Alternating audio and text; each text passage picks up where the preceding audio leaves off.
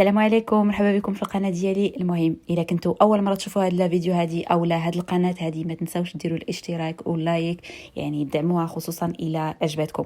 المهم اليوم جبت لكم واحد الوصفه سهله مهله كتوجد دغيا ما كتاخذش الوقت نهائيا. هادو بحال الا قلتوا لي بيتزا، ولكن درتهم على شكل غولي، ولكن لاباط ديالهم كتجي خفيفه بزاف، كيجيو واعرين ورائعين بزاف، خصوصا للعشاء او للغداء، علاش لا. المهم كيجيو خطيرين. هاد الفيديو هذه كتستحق لايك، ما تنساوش ديروا لايك الا شفتوا هاد المده هذه في هاد الفيديو هذا. المهم دابا غنوجد لاباط ديال البيتزا دغيا كتوجد. هنا عندي نص كيلو ديال الدقيق الابيض، انا درت كميه كثيره، مع 100 مل ديال زيت الزيتون. هنا درت ملعقه صغيره ديال السكر، مع 2 معالق صغار ديال الخميره ديال الخبز.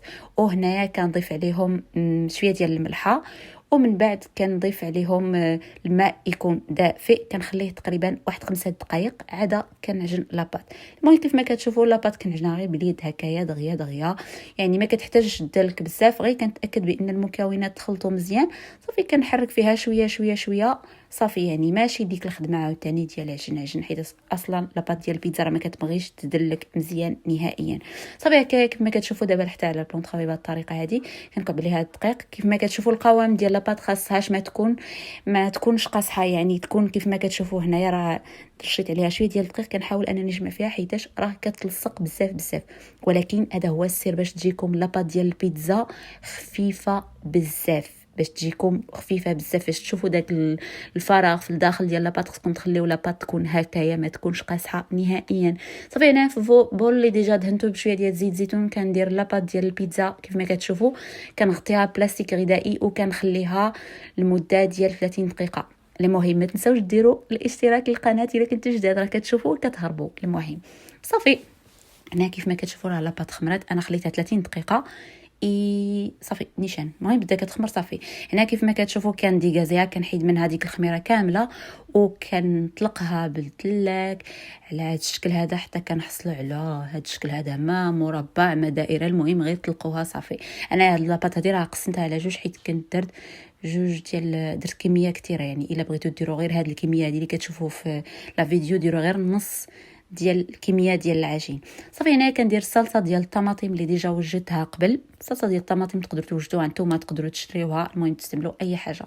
وهنا كندير الفرماج غابي العادي، تقدروا ديروا اي جبن متوفر عندكم في الدار. وما تنساوش لايكاتكم. وصافي هنا عاوتاني غنحاول انني نغوليها بهذه الطريقه هذه شويه بشويه كيف ما كتشوفوا، حيتاش راه لاباط كتلصق. ضروري ديروا الدقيق في البلاصه اللي غتخدموا فيها باش هكا ما تلصقش لكم. وصافي كيف ما كتشوفوا هنايا غنقطعها بالسكين. صراحه من الاحسن انكم تقطعوها بالخيط، ولكن ما عرفت شنو وقع ليا، تلفت هنايا خديت الموس ما عرفت علاش. صافي كنقطعها على هذا الشكل هذا وكنحطها في البلا ولا في لاطا اللي ديجا درت فيها البابي كويسون كيف ما كتشوفوا هنايا. وصافي كنحاول نقطعها بالزربه. من الاحسن انكم تقطعوها دغيا، ولكن من الاحسن تستعملوا الخيط حيت هكا ساهل بزاف اكثر من الموس. وصافي كنحطها في ديك اللاطه اللي ديجا درت فيها ورق ديال الزبده اولا ورق ديال الطاي. صافي ومن بعد كنرش عليها شويه ديال الزعتر، وكنحط عليها شويه ديال الموتزاريلا من الفوق. الا بغيتو ديروا الموتزاريلا ديروها، الا ما بغيتوش راه ماشي اوبليجي. وصافي كنحطها من الفوق بهذه الطريقه هذه وكندخلها الفران. انا خدات ليا 15 دقيقه على 220 درجه.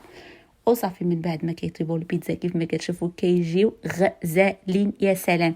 وغنقول لكم الصحه والراحه، وما تنساوش لايكاتكم، ونتلاقاو في فيديو اخر ان شاء الله.